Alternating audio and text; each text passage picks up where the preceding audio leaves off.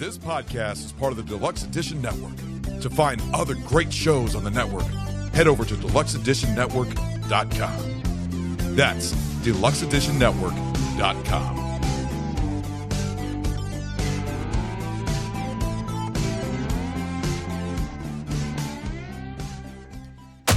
The year is 1990, and Thomas Wolfe's novel about stockbrokers, socialites, civil servants, and journalists of the 1980s in New York City was being adapted into the most anticipated film of the decade.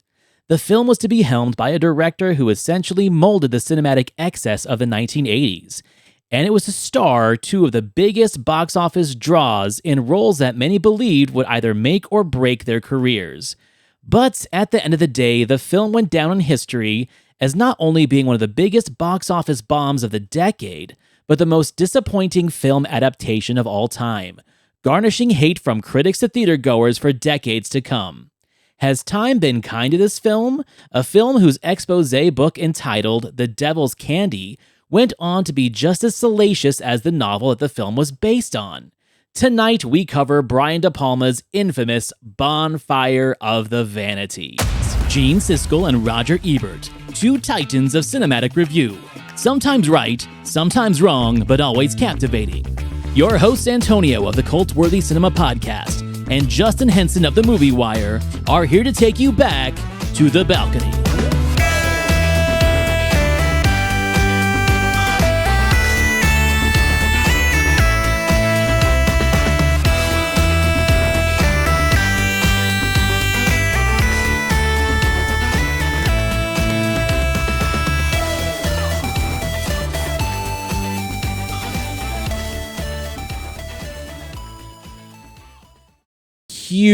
Huge Brian de Palma fan. And in my early teens, maybe even earlier than that, I started watching every Brian de Palma film I could get my hands on at the Blockbuster or the Good Time Video or the library. And there were a few that were like really hard to get that only recently had good releases, as of the last 5 years. But this was the one film in my early teens and 20s that I just didn't get. I remember the novel was huge. My parents had it. I remember it being on their shelf or being in the bathroom. Like, it was a novel that everybody was reading of that generation, right? And then I just remembered it being like notoriously hated and a box office bomb. So since that early viewing in my teens, never watched it again. Yet I champion like literally every other film the dude has made. So I put it on the list because it is for me like the lost De Palma film, but also, why was it hated so much? Why did the critics hate it? Why did the people who loved the book hate it so much? And we're going to get into that tonight. So before I even remark on how I feel about this movie, what do you got? So this is one, and I'm with you. I love Brian de Palma. All of his movies I've sought out except for this one. Yeah. I didn't even see this one until I think it was when my daughter was born in my late 20s, where I was holding her, it came on TV, and I couldn't change the channel, so I just watched it because I haven't watched it before. And I got to say, I wasn't disappointed I didn't seek it out earlier because I wasn't impressed. And this one was a great opportunity for a second watch to see full attention. Let me see on a critique wise how this movie was. And I hated it even more the second time around. So I can absolutely see the hate, or I should say the distaste for this movie, especially I've never read the novel. This is one of those that was always on my to-do list and I've never read it. And this one actually steers me away from reading it, but gives me a little bit of curiosity because you can tell there are so many elements missing from this screenplay that it was almost frustrating watching it the second time. Okay, this is going to be a fun conversation because guess what? I fucking loved it. Oh, no. But not for the reasons, and because you know me by now, we're on episode like 30-something. If you don't know me by now, I have reasons for liking things that most people hate. This movie feels like the perfect movie made up of all the wrong pieces. That's why I loved it. I think Brian de Palma had the perfect vision for what it was supposed to be visually, aesthetically. I think that he nailed it 100%. But everybody in this movie is wrong. The cast is wrong. The script feels like it should be right, but it feels wrong being delivered by the people in charge. So it made me really kind of just dig into it. I watched it 3 times, man. And each time I liked it more and more and more because of how it challenges me. So I'm going to kind of just bullet point it right now. Number 1, original director for this, Mike Nichols. Perfect choice. On paper, perfect choice. You're making a satire about socialites of New York City, about stockbrokers, about the racial injustices, but also the bullshit behind the political movement of the time of we really need to cater to the minority group to stay in office. Something we still deal with today, except this painted like a satirical picture on it. It feels like something that Mike Nichols should have made. When Mike Nichols had it under his control, Steve Martin was supposed to play the Tom Hanks role. Perfect. That would have been perfect. But we all know how movies go. People can't agree on a script. People can't agree on a budget. People can't agree on a star. And so it got shifted to De Palma. Comedy, you know? The other person that I think could have done this, because it feels very similar to that, is Jonathan Demme. It feels like it could have been a Jonathan Demme project. It's got courtroom scenes. It's got like awkward romantic moments and tension. And visually, it's quirky enough that I think Demme could have done it. It kind of does feel like Married to the Mob in certain ways. So I love the De Palma aspect of this, but Tom Hanks, wrong guy. Melanie Griffith, wrong woman. Bruce Willis, what the fuck? But that 4-minute and 30-second opening one shot of him pulling up to the limo, going down through the bowels of the World Trade Center, going into the service elevator, that to me was the most impressive one shot I've seen in decades. I like it better than the infamous Copacabana one shot in Goodfellas. I was entranced by it. Yeah, we have Bruce Willis mugging in just the most awkward Bruce Willis way, but it didn't bother me because technically the movie just floored me. So at the end of the day, does it deserve the hate it gets? 100%. 100% it does. But there are wackos like me that actually love watching the train wreck. And now I can't wait to read that book, The Devil's Candy, about the making of it and all the salacious stories behind it, because I bet it just makes it even better. So this had to have been one of my most favorite rediscoveries of a long, long time because of how much it excited me. Because it's crazy. It's a train wreck, and I loved it. You see, that's what I always appreciate about you is you don't steer away from loving the hate of a movie. So, and I love that you're honest about it. So to me, it's hard to follow up to you since you just admitted I wanted to argue about this movie so bad, and you just went ahead and just filled in the blanks for me. But here's the deal is I think De Palma was... There's 2 missing elements missing from this. The script is horrible and the tone is off. Palma is notorious for that darker tone, that serious tone, and he doesn't really change much. So the script is already horrible to the extent that it's missing elements. But at the end of the day, it's up to the director to pivot to execute the vision. And here, he doesn't change much, which is hard for me to say for Palma because I love him so much, but he still gives that dark tone. And we start to question about during the second act, what kind of movie this is trying to be. Is it a comedy? Is it a drama? Is it a romance? Is it all of them? We don't really know, even though this one's categorized as all 3. But never do I laugh. Never am I sure if I'm supposed to laugh. And then right from the minute, the only time I laugh during that first act is when Tom Hanks comes down with that god-awful rich accent that he decides to lose halfway through the movie. And right? it drove me nuts that I was talking back to my screen last night. So this to me is a direction problem because all of these elements are missed. It's the wrong tone for the writing that is being delivered. Either rewrite the damn script or change the tone, because the tone to me it could work because it is that taboo. It's that edgy, that, like you said, the devil's candy kind of topic. We're talking about these taboo rich people that just put a kid in coma. So this does deserve a dark element, but the script required rewriting or for Palma to pivot on his direction, because this movie has no flipping clue what it wants to do. And I will give you this, it does have some great shots in it. If it was a better movie, I would appreciate it more, because we can cherry pick a lot of these great shots out of these scenes, but it's just disappointing that they don't do anything with it. But I will say this in defense to Bruce Willis is I didn't have a problem with Bruce Willis. He's the only one I didn't. What I had a problem with is that he was completely underplayed and underdeveloped. We don't do much with this character that has his potential.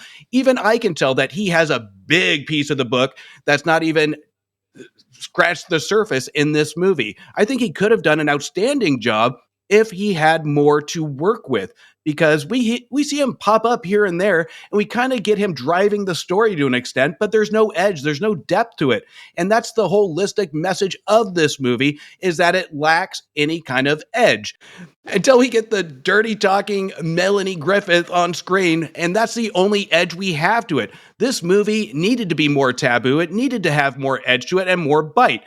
All this is us following Tom Hanks around, just wandering around screen for 2 hours, and it was just not interesting, and I didn't care for the least. How crazy is this? I did not want to spoil myself from reading too much about the background production, because I want to read that book and I want to know more about the production, but apparently the characters are totally different. Like, essentially, Tom Hanks' role was very much like what Steve Martin would have played it, so that could have been the perfect thing.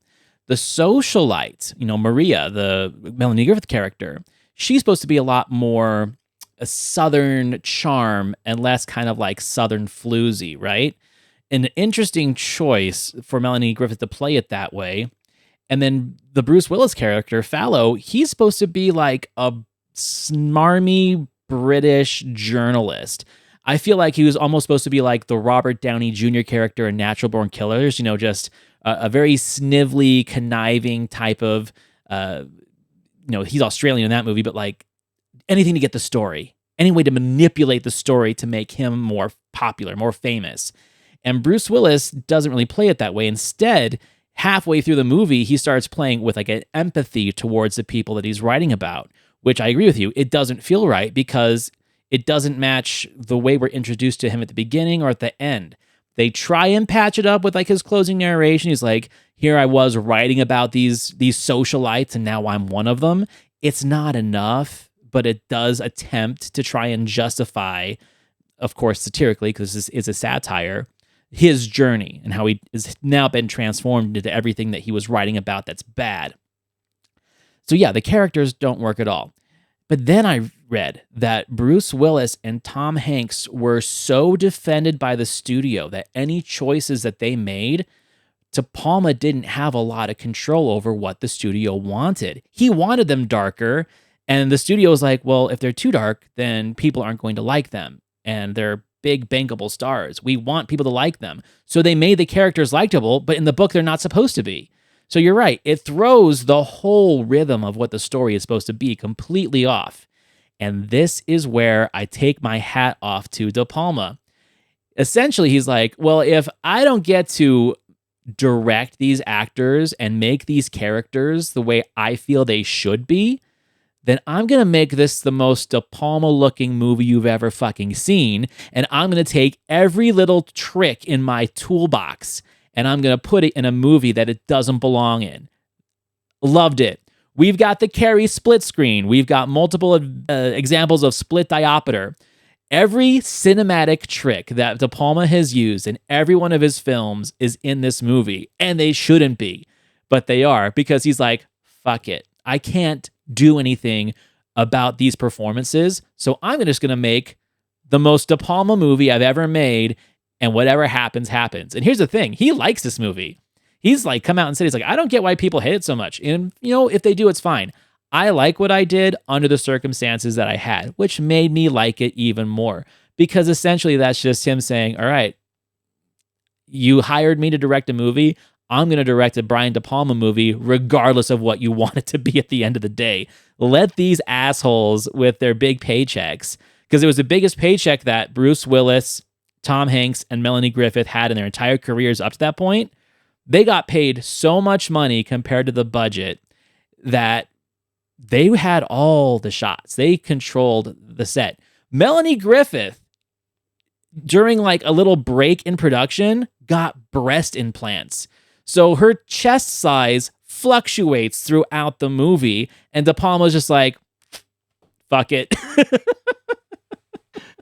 Now I have to do another rewatch. I missed that completely. So, all right, that gave me a reason. Well, I get it. So if the studios have control, I get that. But here's kind of the thing on the double-edged sword of that. The ego of directors. I love it. I love the sticking to the creative guns, but at the end of the day, there are more at stake when it comes to the vision of art, the entertainment value, and the actors that play under his direction. He's the captain of the ship. So at this point, he can give his vision of it, but there is a movie in here that would work. But I think if we were to pivot and actually say, you know what, I'm going to allow these actors to kind of improvise a little bit. I'm going to have them insert some more dialogue, because to me, the overlaying message after watching this movie is that it's missing so much. Every 5 minutes, I felt like it was missing something. And then we don't get that overlaying feeling until we get to the last 10, 15 minutes that really pissed me off of this courtroom scene that's just ludicrous. It's ludicrous. Put a bow. You have the judge accepting evidence. You have him give him a motivational speech. You have Bruce Willis narrating what Tom Hanks is about to do. It is so stupid that I made me hate the rest of the movie 10 times more than if I didn't see the ending. So it was one of the most frustrating climaxes I have ever seen. And it was painful watching Morgan Freeman give such a great performance and a great courtroom speech in such a horrible designed scene. It's like these $1 million abstract paintings that people just stare at and pay all this money for. But I would look at it and be like, I don't understand this. But this is that version for me. I will stare at it and I'll understand it because I can see all the things going on behind it. So the girl that wrote The Devil's Candy, her name's Julie Salomon. And he actually hired her to document the filmmaking process because he thought they were making like the biggest hit in the world. Think about the pressure. This was the most popular book of the 1980s, and you're the guy that's going to adapt it into a movie. You are like the number one person I know who is critical about novel to cinema adaptations. Pretty much every week or every month at least on your show, there is an adaptation that you have to review, and your biggest criticism is that leap from page to screen and what sacrifices were made or what was added, what was taken away, and does it really feel like this is a real adaptation, or is this something that is just we're taking the name, we're taking the popularity, and then we're doing our own thing cinematically, hoping that people will just pay their ticket because it's called what it is based off the best-selling novel. This is that, but it's the biggest example of that, of the 80s. But here's also the thing, is like 1990, 91, people were already done with the excess of the 80s, right? So maybe it was just a little too late. The nostalgia and admiration for this novel had an expectation set so high that eventually, like, it seemed like everything was just crumbling under the pressure. And instead of asking the person he brought to document this filmmaking experience, he told her to go harder.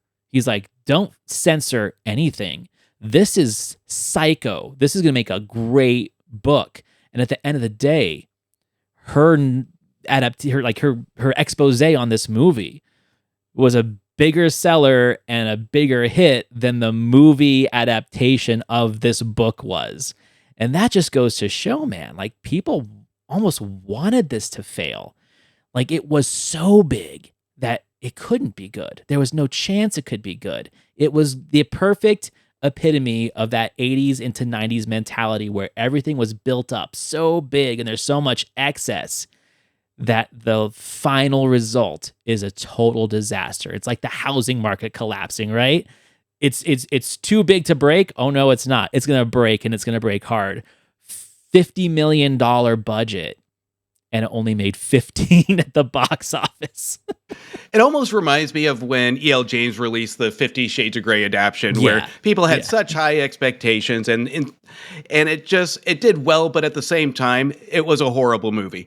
But here, this one, kind of like 50 Shades, I did read the 50 Shades, but all of these movies I call Cliff Notes adaptions because they just hit plot points and they don't put anything in between. So to me, this one made me so angry. I can see why wanting to see this movie fail, I would be in that group if I watched this when it came out because of how sloppy it was, even if I didn't read the book, because it almost was an insult to me that I'm sitting through this and there's no effort to kind of fill in the blanks with these characters. There's no effort to really tell me about these characters. It's just literally structured, segmented, just plot points put onto a screen with no attention to detail. And the performances support exactly what's on the page because they don't even have enough to deal with. So to me, this adaptation is Vampires was one of my worst adaptions. I'm going to take it back. I've even read the book. This is probably going to be the worst adaptation because at 700 pages, there's some detail in that book. And here's what I would say to the challenge at that time is it wasn't extremely popular, do a chapter 1, chapter 2 like we have today to milk the movie's money. But this one at 700 pages almost screamed a two-parter because there is no way you can squeeze in a 2-hour movie 700 pages or even half of that into it and give a proper interpretation. Right. It should have been like a mini series, right? It should have been something that they could have taken their time. I mean, they already did it with the Stephen King movies, right? Make these 4-hour, 5-hour mini series. And yes, television does limit you in what you can talk about when it terms of sexuality and vulgarity and like the racial stereotypes and things like that. But I think at the end of the day, we have to remember that this is a satire, and it almost feels like the production of it was a satire as well, right? Like it was just the amount of irony displayed in the stories behind the production and then how this film was actually received compared to the novel it was based on. And when we get to our critics' review, there's a lot of interesting things to be said because they both brought up a very interesting point, but we also have to remember that Roger's written review of this film wasn't that terrible. He gave it a 2.5. I've seen some of the movies that you've given a 2.5 to on your show, and I was just like, interesting. Again, subjective. But we're going to save that other conversation. I think that there are amazing performances in this movie from everyone but the leads. The leads, honestly, to me, give or take, they're the ones that are supposed to carry the story. It was the side characters that kept me invested. So first of all, the queen of this film is Kim Cattrall. She only has 3 scenes in this movie as his wife. Her monologue explaining what her dad does in the stock market was one of my favorite performances of the 80s and 90s. I like Kim Cattrall in a lot of stuff, but she's always Kim Cattrall. But in this, I was like, oh my God, she's playing this socialite, nervous, neurotic wife who hates her husband and everything he does, and belittling him in front of her daughter, in front of his parents, to me was like the most perfect moment of this movie. Every time she came on screen, I was so excited. It really made the movie for me. Saul Rubinek, he plays exactly the way that character should be. Neurotic Jewish lawyer, and he really brings that energy of he's nervous at first because it's his first big case, but by the end, he's got balls. I loved that transition. Kevin Dunn, Clifton James showing up, Alan King showing up, Donald Moffat, one of my favorites, The Thing, as Tom Hanks' dad. Like, the cast is stacked and everyone's doing such a great job that every time Melanie, Tom, or Bruce showed up, I was just like, bring me back to the fun people. But again, that really made me excited because it's like something to look forward to in a movie that there's not a lot to look forward to. You hit it on the head because I felt the same way about the supporting characters. That's the only thing that really kept me engaged is look who just showed up. Look who that is. Awesome. F. Murray Abraham as the district attorney. It's like there's not one supporting cast member that I wasn't surprised to see, that I didn't know was in this movie because I didn't care to research it. So it was a pleasant surprise seeing this cast. And to me, that was the one thing keeping me going through this movie is who's going to show up next. And you're right, there are fantastic performances. To me, again, I'll stick to my argument that I don't think that they're horrible performances, with the exception of Tom Hanks. That is his worst performance to date. Oh, so bad. Horrible. But I think everybody else had just horrible dialogue that was just underplayed. So I think Tom Hanks, honestly, I cannot stand him in this movie. And I am surprised this didn't derail his career with his performance in this one. I mean, right. He got to follow it up with, speak of the devil, Jonathan Demme in Philadelphia, which got him the Oscar. So, you get lucky sometimes, Everybody gets one. Everybody gets one. Hey, coffee lovers, Antonio and Justin of Back to the Balcony here, and we've got something special for you. If you're looking to start your day with a perfect boost, you need to try Bulletproof Coffee. This isn't your average cup of joe. It's packed with high-quality ingredients designed to fuel your body and mind. Whether you're powering through a workout, tackling a busy workday, or just need the extra edge, Bulletproof Coffee has got you covered. And guess what? We've teamed up with Bulletproof to give you an exclusive deal. Use code B2B, that's B, the number 2B, at checkout to save 20% on your order. That's right, 20% off just for being a loyal listener. So don't wait, head over to Bulletproof's website and experience the difference yourself. Your mornings will never be the same with Bulletproof Coffee. Thank you for listening, and now back to the show. All right, so let's go ahead and listen to our critics' take on this film, because they're both in agreement. They're in agreement with pretty much everyone in the critical world of the time. Some opinions have changed over the years. I can't say that mine has because I saw it when I was just too young to understand what it was. But let's go ahead and listen to what they have to say about it. The Bonfire of the Vanities, based on Tom Wolfe's fabulous book about New York City in the 80s with its stock exchange wheeler-dealers, their high-life society, and the fear and loathing with which they regard the black and Hispanic underclass. The book is full of wit and bile. The movie is full of something else. Director Brian de Palma soft pedals the whole story and has made a very bad film here. I'm very disappointed. Well, all the subject material is intact from the book, but the attitude of contempt is missing. This is more of a lighthearted romp, and I wasn't laughing, not at all. A namby-pamby ending with the judge there, Morgan Freeman, sermonizing, is one of the worst of many bad scenes. So what do you think about that? I think his verbiage is kind of contradicting in itself, but I think he's on the money when it comes to it. Because when it comes to peddling through scenes, I wouldn't even call it peddling because it feels so segmented. So it's not that they're struggling to pedal to the next scene. It's that they have no idea how they're going to do the next scene based on the material that they just set themselves up for. So I think just to hit bottom with Gene, I think he nailed it. I think the verbiage is wrong, but I think he kind of summarized it pretty well. I think that the true context of his words speaks to exactly what I was saying when I was defending this movie, where he really says that there's a lot more that we're not getting, and it's kind of a namby-pamby film, and when it's not missing the vileness of the book. Instead, it feels like nothing and almost kind of fluffy. That to me sounds like studio interference. These characters are too dark. I can't believe they did that. Apparently in the book, they do some really vile things to cover up their crimes and to cover up all of the things that are going on politically. Like the Reverend character is a lot more devious than he is in the movie, and he's pretty devious in the movie. So that to me shows that the studio's like, nah, cut that part out. Cut that part out.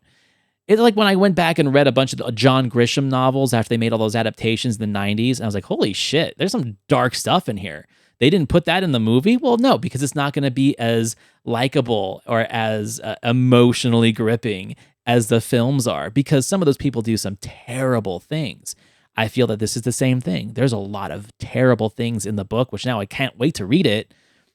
But you can tell the studio fluffed it over because they were so afraid. And this is the exact era we're talking about, man. We're in the blockbuster era, like the 80s to mid 90s.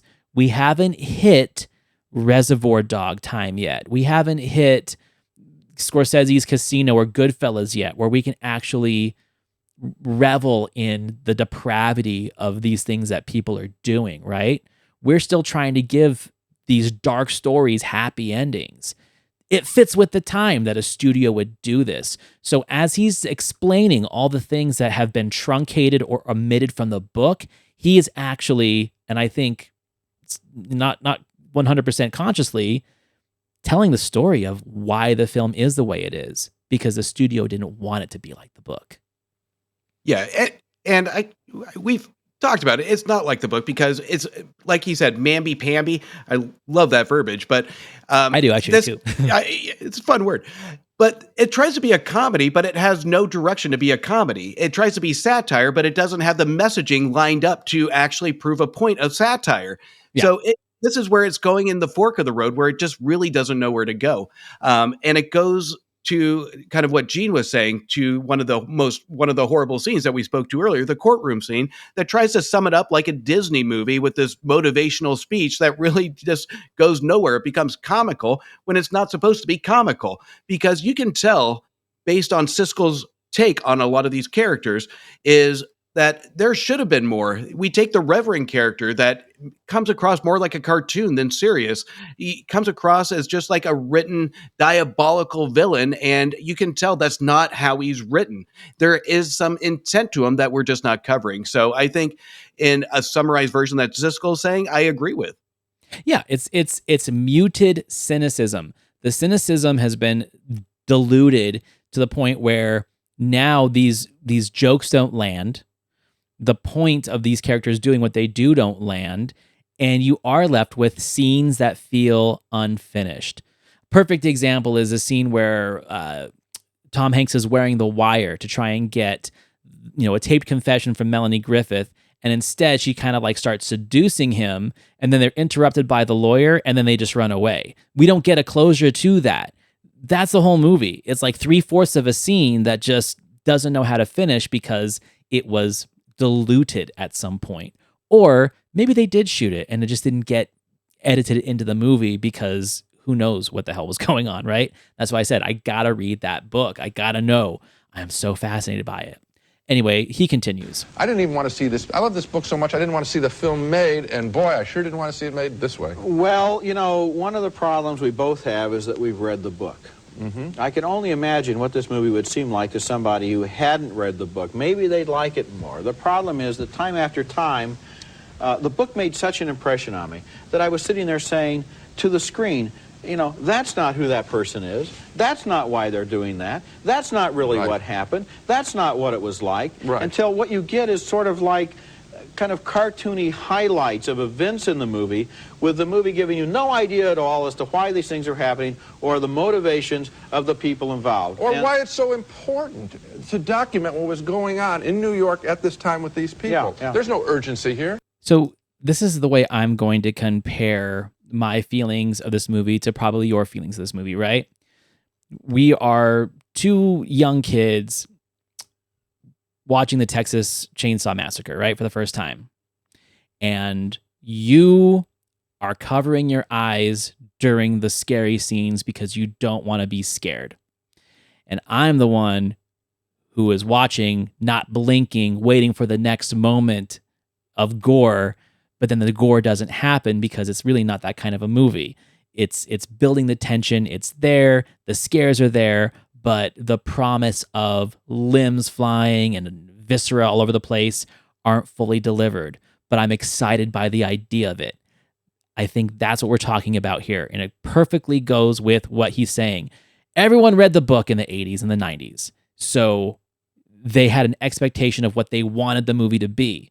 But me, having never read the book, not really knowing what it was about, only just vague memories of when I saw it when I was younger, seeing it this time, not knowing everything that I'm supposed to know about these characters, left me with the, well, what happens next? Or where is the aftermath of this, devious story of these people? And there's really no aftermath. We don't even see what happens to Melanie Griffith's character for perjury. We don't see it. It is like it's like edging. Like we don't get the full satisfaction of all the things that the movie promises us. And I'm the weird kind of psycho that gets off on that because I was like, oh, they almost got me there. I want more. I want to know more about this book, and I want to know more about this production. That's where I am totally enthralled by this film. And his statement about that is like, hey, we read the book, so that's almost like a disservice to us. People who haven't read the book, I wonder what the hell they're going to think about this. Well, I can tell him what I'll think. I think it was an awful movie because I haven't read the book. And instead of he makes a point, as all of us do when we read the book and then see the movie, is that's not how this character is written. That's not what happens here.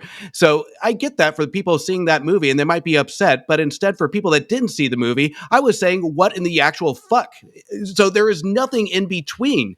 So basing it, and I am guilty as charged of this, and I did it with the vampires episode, is banking so much on my critique of the book versus the movie. And here you can tell these two are very passionate about a fan base of the book and what they wanted translated to screen. And what we ended up with is a result that satisfies none of the parties, because there is not enough when it comes to the fan base that I can just hear from multiple critic reviews and multiple fan reviews.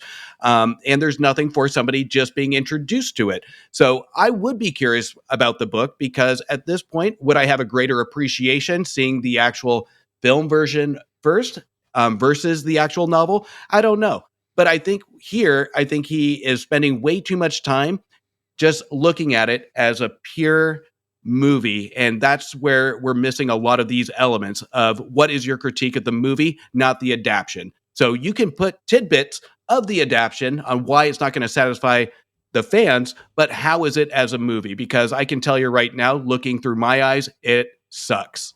So I'm so glad you said that, because it leads me into my thought here. And it's a question for you. It's going to take us a little off track. We'll come back. We'll come back to the Shire in a minute, man.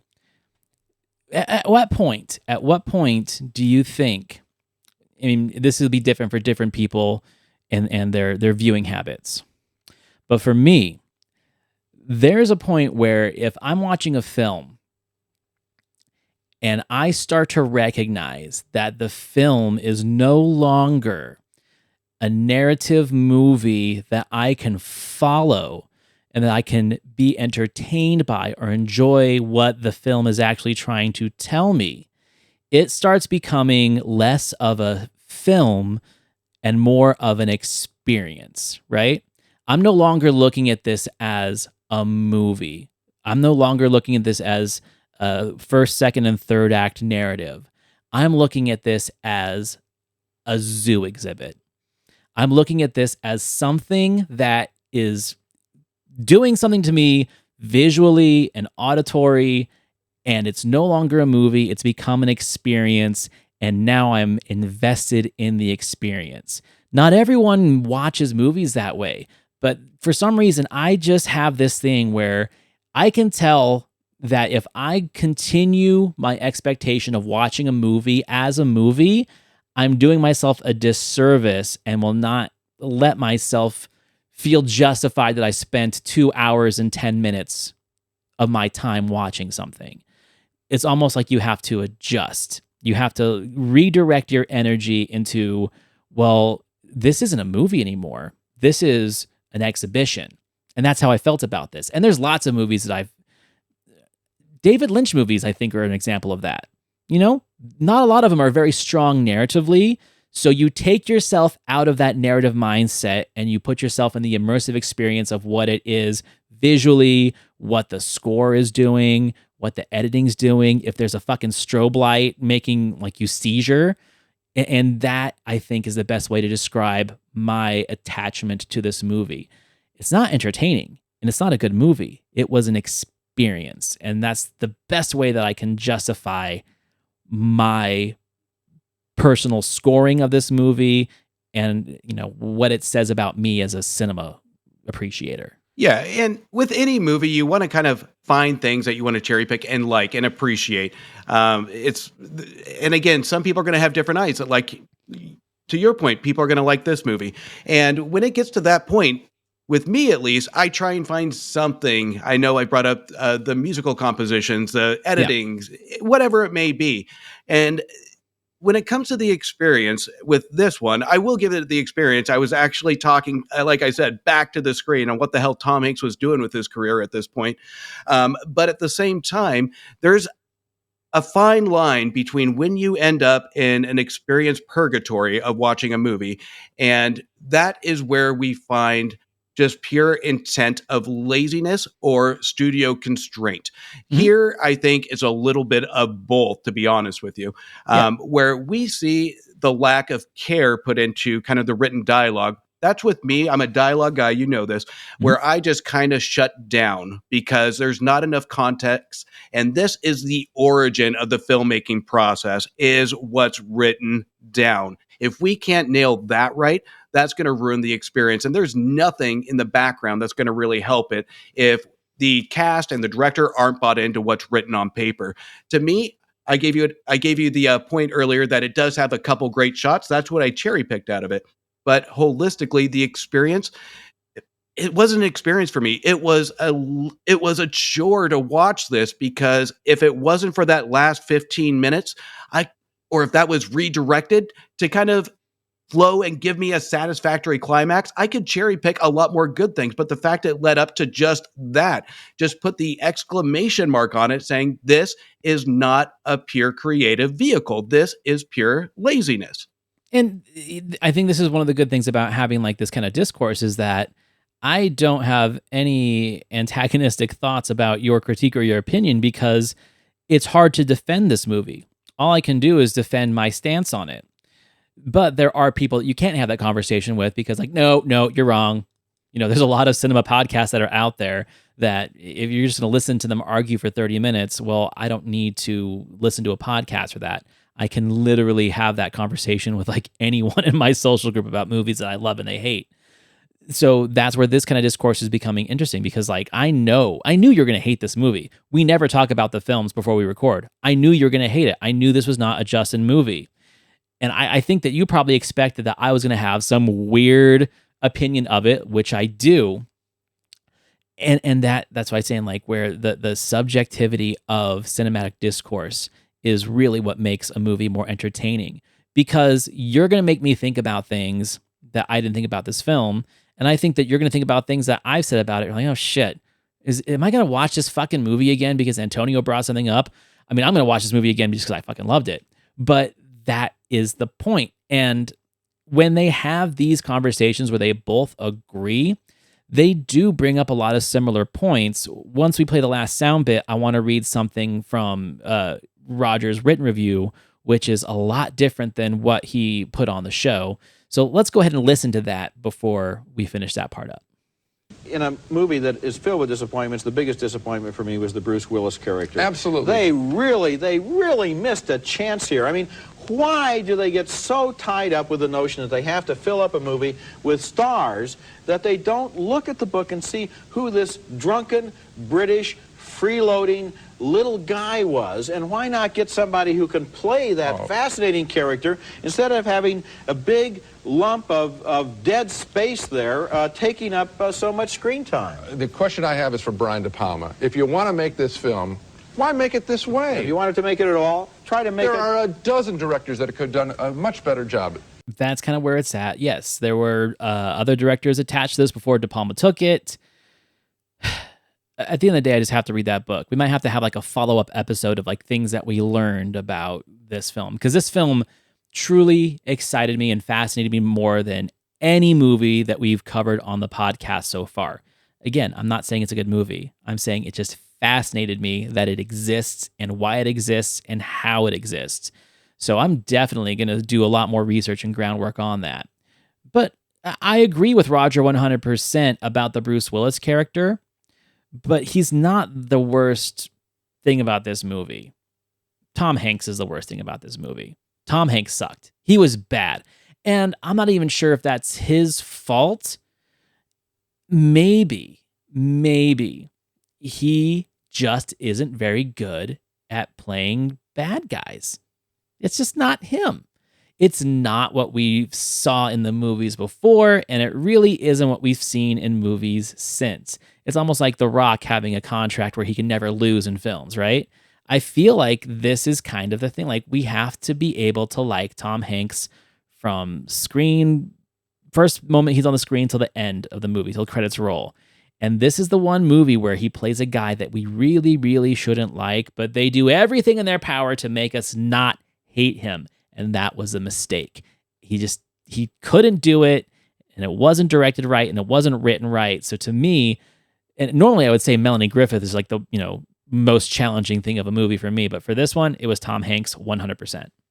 100%. And there's nothing positive and nothing engaging than having a character, especially Tom Hanks, play it neutral. You can't have a main character play it neutral and be successful, especially when you have the persona of Tom Hanks that's always played kind of the good guy.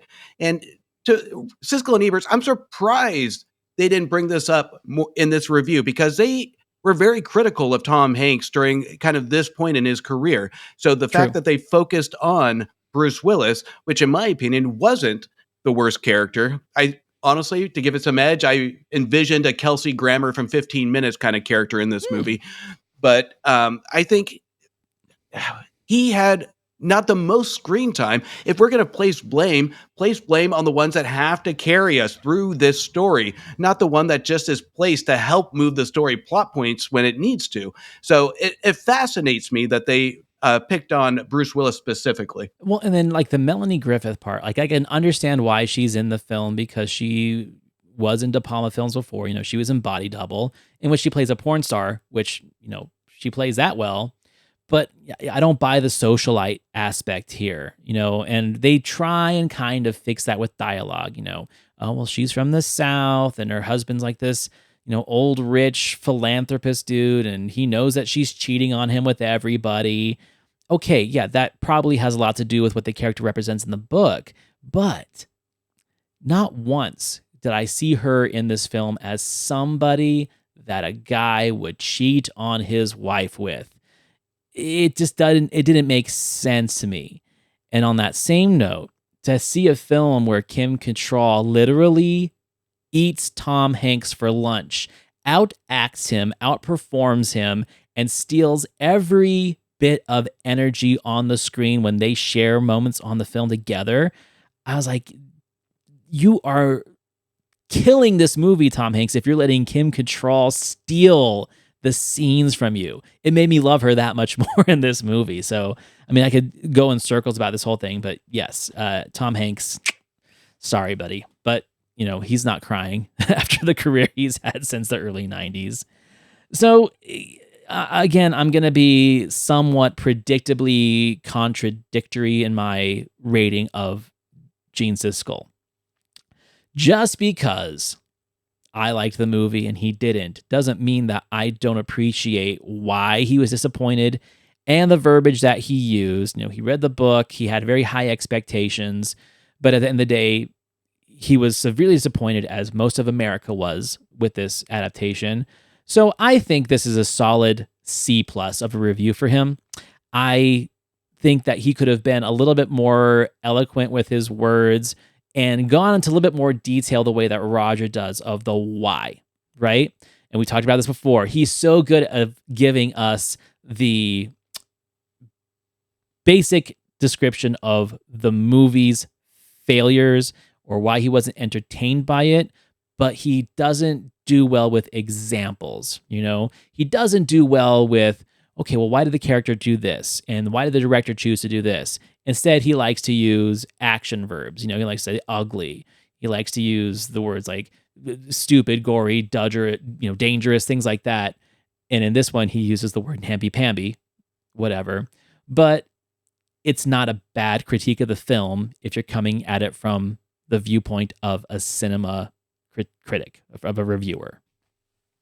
Yeah, and when it comes to Roger, here's it's a double-edged sword for me on this one, because given the time this review came out, the popularity of the book, I can see why his critique would kind of ease over to speaking more to the fan base than to the general audiences.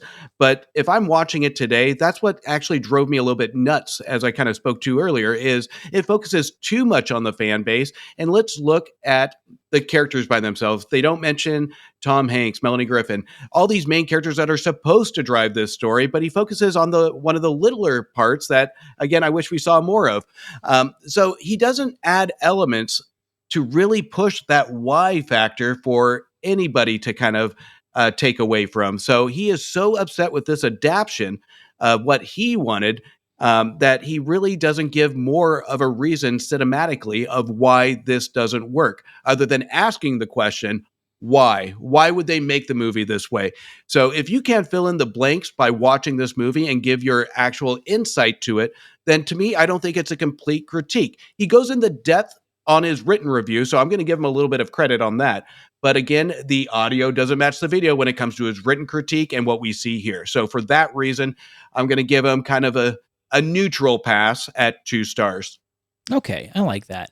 So the last paragraph of his written review kind of fascinates me, because it plays both sides. It plays your side and it plays my side. And that's where sometimes when I read his stuff, I'm like, oh, he almost liked it. I can tell he almost liked it. So he says, if the Bonfire of the Vanities lacks a texture and detail that would make it realistic, at least it does work well in a certain glossy way. Sharp satirical points are made, often as throwaways, and there are little moments of truth, as when Fallow takes Ruskin, Maria's husband, out to dinner. Like, there's that whole scene right before he dies where I get what he's saying. Like, it's the moment where we actually see the satire and the, I'm going to say, realistic synonyms that they're trying to do of that society of the time, of the elites, where he's like, oh yeah, I know my wife cheats on me.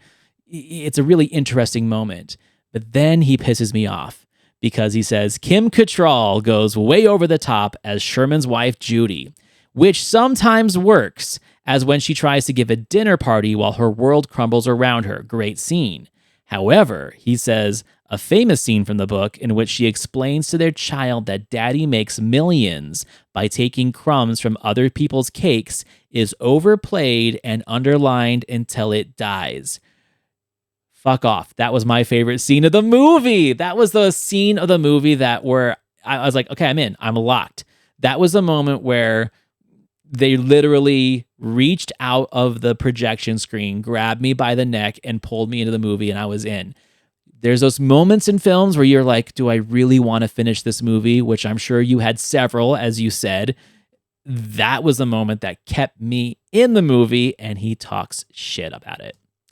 Anyway, he finishes it off with, the beauty of the Wolfe book was the way that it saw through its time and place, dissecting motives and reading minds. The movie sees much, but it doesn't see through. That's a beautiful statement, because it pretty much wraps up what we're saying.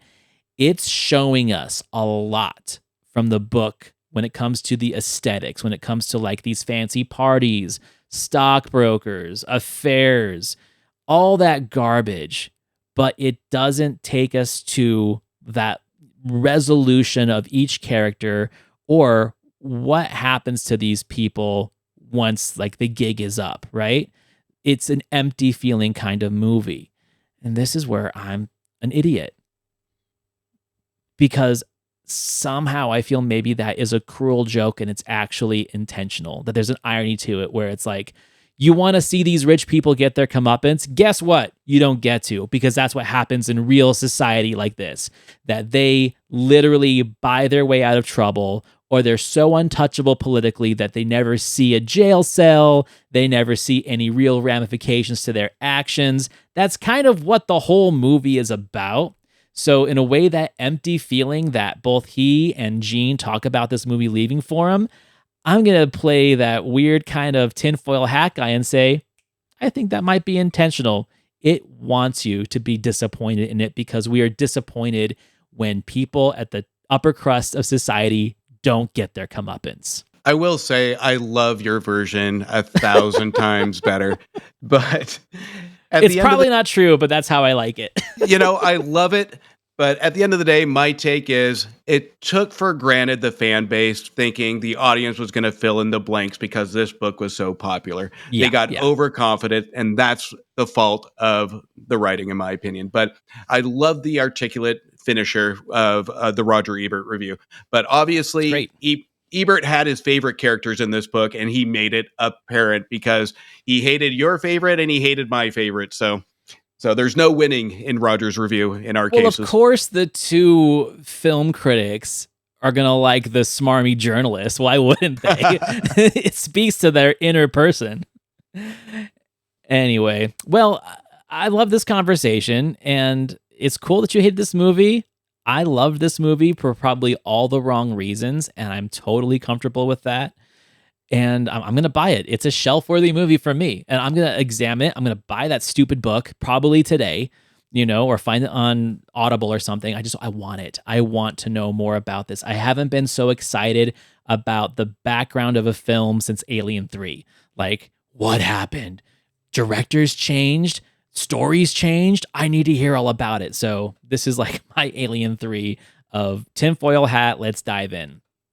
Tell you what, you buy the book, I'm buying the book, so we'll circle back. Right, seriously, this could be like the first time we do a follow-up episode to a film, especially a film with such a low score and a low rating.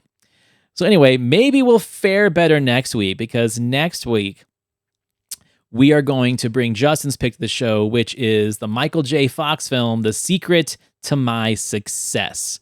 Such a Justin pick. That's going to be a fun conversation. I can't wait to rewatch it.